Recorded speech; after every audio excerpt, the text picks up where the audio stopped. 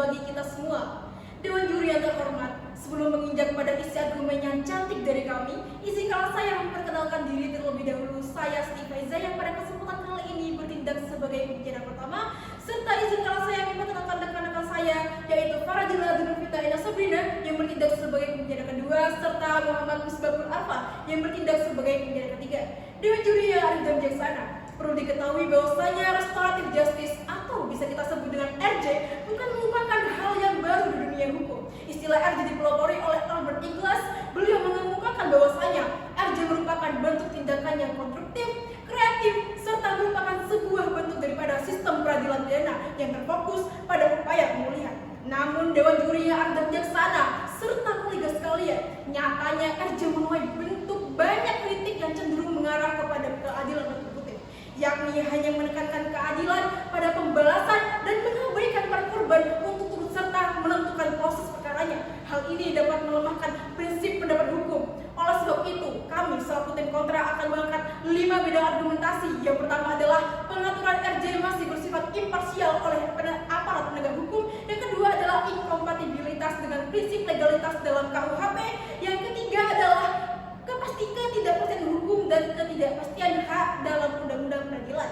Dan keempat, kerancunya pelindungan hak korban berdasarkan undang-undang perlindungan saksi dan korban. Dan yang terakhir, Dewan Juri yang terhormat, konflik dengan undang-undang pemberantasan tindak pidana korupsi. Berbagai praktik penerapan RJ adanya kerancuan tentang tindak pidana apa saja yang dapat dilakukan RJ. Alhasil kerancuan tersebut dapat mencerminkan adanya ketidakpastian hukum bagi masyarakat apabila RJ diadopsi secara luas dalam sistem peradilan pidana di Indonesia. Oleh sebab itu, kami selaku tim kontra mengajak kolega sekalian untuk turut berdiri pada standing position kontra.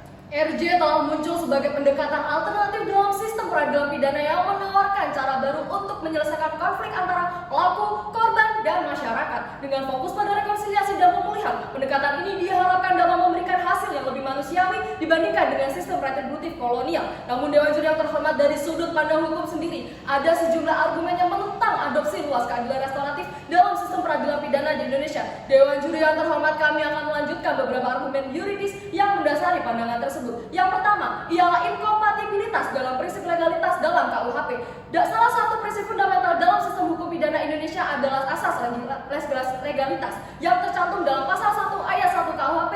Prinsip ini menegaskan bahwa setiap tindakan pidana dan sanksinya harus diatur secara jelas dalam undang-undang. Keadilan restoratif yang mengedepankan negosiasi dan kesepakatan antara pihak-pihak terlibat seringkali tidak sesuai dengan ketentuan hukum yang eksplisit seperti yang diatur dalam KUHP. Yang kedua, ketidakpastian hukum dan ketidakpastian hak dalam Undang-Undang Peradilan. Pasal 28 di ayat 1 Undang-Undang Dasar 1945 menjamin bahwa setiap orang berhak atas pengakuan, jaminan, perlindungan, dan kepastian hukum yang adil serta perlakuan yang sama di hadapan hukum. Adopsi luas RJ dapat mengurangi kepastian hukum karena hasil dari proses tersebut sangat bergantung pada negosiasi dan dinamika individu di setiap kasus. Hal ini menyebabkan inkonsistensi dalam penegakan hukum Dewan Juri terhormat. Yang ketiga, racunnya perlindungan hak korban berdasarkan Undang-Undang Perlindungan Saksi dan Korban. Undang-Undang tentang Perlindungan Saksi dan Korban menggariskan hak korban untuk mendapatkan perlindungan, kompensasi, dan restitusi. Dalam konteks RJ, hak tersebut justru terancam Dewan Juri terhormat. Yang keempat, konflik dengan Undang-Undang Pemberantasan Tindak Pidana Korupsi. Penggunaan RJ dalam kasus-kasus korupsi dapat bertentangan dengan tujuan undang-undang tersebut Dewan Juri terhormat. Pendekatan yang menekankan rekonsiliasi dan pemulihan bisa dapat tidak cukup memberikan efek jerah yang dibutuhkan untuk mencegah korupsi. Selain itu, ada resiko bahwa proses restoratif dapat disalahgunakan oleh pelaku korupsi untuk menghindari hukuman yang berat. Yang kelima, implementasi yang kompleks dalam sistem hukum yang ada. Sistem peradilan pidana di Indonesia beroperasi berdasarkan prinsip yang diatur dalam berbagai undang-undang, termasuk KUHP dan juga KUHP. Setiap perubahan signifikan seperti adopsi luas RJ akan membutuhkan penyesuaian besar dalam sistem hukum yang ada Dewan Juri terhormat. Dari perspektif hukum yang didasarkan pada undang-undang yang berlaku di Indonesia itu sendiri, adopsi luas RJ dapat dalam sistem peradilan pidana menghadapi tantangan yang signifikan. Oleh karena itu Dewan Juri terhormat, perlindungan RJ memiliki potensi manfaat. Adopsi luasnya perlu dipertimbangkan dengan sangat hati-hati dalam konteks sistem peradilan pidana di Indonesia dengan memperhatikan kepentingan hukum yang lebih luas serta prinsip-prinsip dasar yang diatur oleh undang-undang.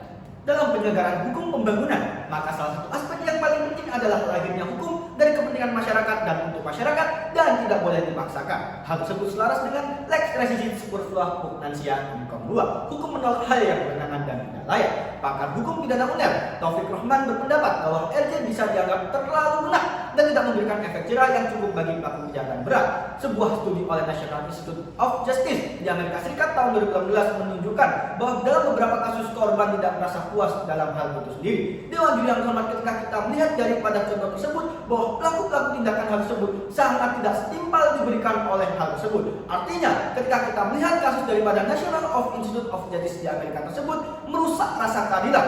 Lantas ketika kita menurut salah satu pendapat daripada Institute of Health menyebutkan bahwa pelaku kebanyakan korban merasa menghadapi trauma yang berat dalam memperburuk trauma mereka sendiri, terutama dalam kasus kekerasan seksual atau kejahatan serius lainnya. Menurut penelitian of Daly and Stone pada tahun 2019, korban kejahatan serius cenderung merasa tidak puas dengan hasil RJ karena mereka menginginkan hukuman yang lebih keras bagi pelaku itu sendiri.